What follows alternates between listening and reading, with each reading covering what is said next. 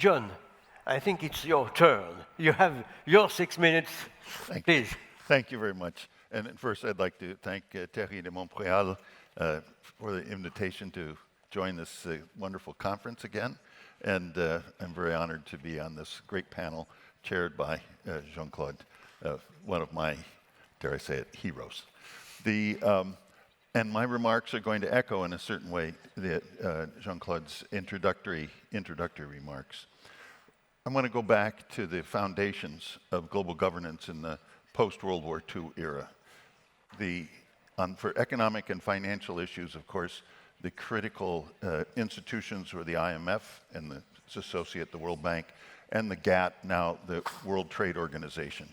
The character of these organizations that they were multilateral and treaty-based, and therefore their decisions carried the force of international law.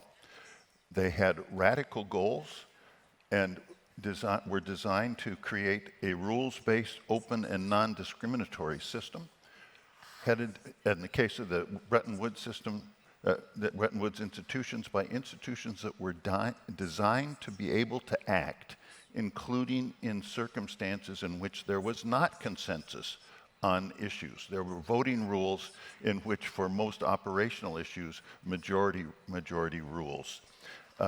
The insight of the post-World War II institutions was that global trade was going to be the dynamic element leading global growth in the post-war era, and that this growth in trade would produce both economic and financial integration. And in fact, it was hugely successful. From 1950 to 2007, growth in global trade virtually every year led growth in global output. And that period also probably represented the most rapid period of economic growth globally ever.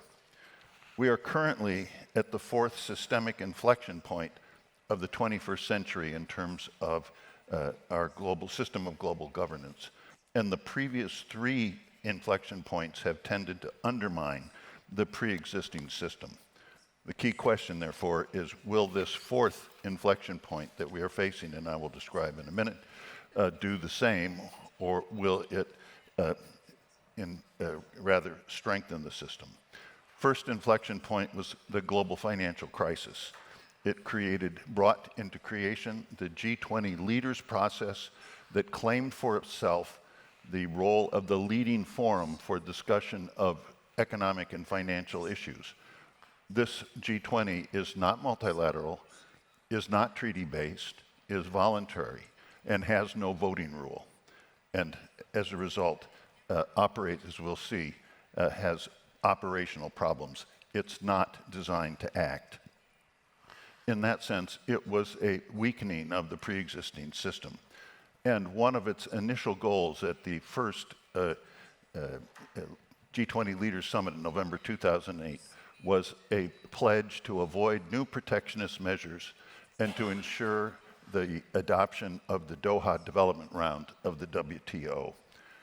The truth is, since the global financial crisis, virtually every year, global trade has grown more slowly than global GDP, the opposite of the entire period previously, and global growth has been substantially slower in this period than previously. In addition, it's clear that in the wake of the crisis, the Chinese authorities adopted new views about financial integration and instead, among other things, became an enormous leading lender to emerging market and developing countries outside of the pre-existing Paris Club system. Again, a development that undermined the pre-existing system. Second inflection point was the pandemic that has created powerfully contradictory forces. On the one hand, it created a tremendous focus on security, on resilience, and as a result, on national focus on national issues, national security, supply chain, etc.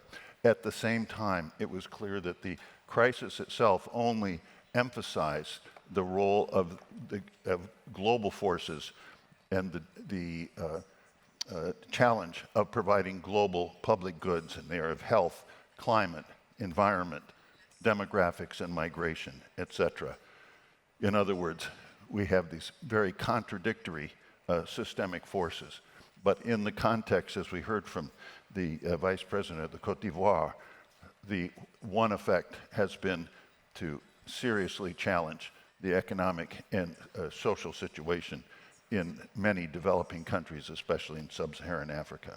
Third inflection point, Ukraine, which of course has demonstrated that in the context of great power conflict or great power disagreement, the G20 has become virtually inoperable in terms of being able to produce action. Lack of a voting rule means that every one of the members has effectively a veto over any action.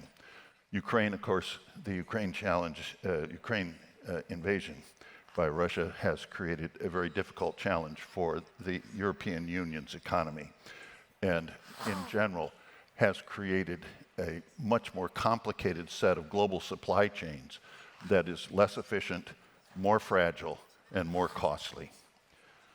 So that's what has brought us to today. And I guess one easy way to define the current inflection point is it'd be too simple, but I'll just say the challenge of the second Trump administration.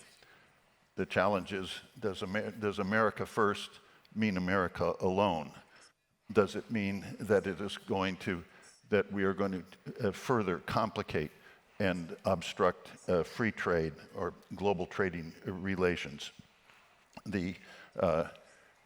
Obviously, we are seeing similarly contradictory forces. As Gabriel showed us, the EU is in the process of trying to negotiate new international trade agreements. But is this going to succeed, or are we going to move to a world of greater trade conflict? At the same time, as we all know and as speakers have already mentioned, we are also at an inflection point or seeming inflection point in terms of the potential contribution of new technologies to productivity growth and hence economic growth. In other words, there's also reason for optimism on global growth, but as we know and have heard, that it's not challenge-free in terms of global governance. And of course, I speak of the easy term is artificial intelligence. But in general, it seems, at least, for example, in the United States, there has been an acceleration of total factor productivity associated with adoption of new technology and new working arrangements. The IMF is, as we know, is pessimistic about global growth prospects for the next 5 years, assuming that the debilitating systemic forces that I've already talked about will continue. But there's opportunities at the same time that could contradict that pessimism. We'll have to see, but hopefully a year from now, when the World Policy Conference convenes, we'll have more clarity, hopefully on the positive side, but certainly not for certain. Thank you. Thank you very much indeed. No. I note that the IMF is more pessimistic in the medium-long run from now on than it was in the past 10, 15 years.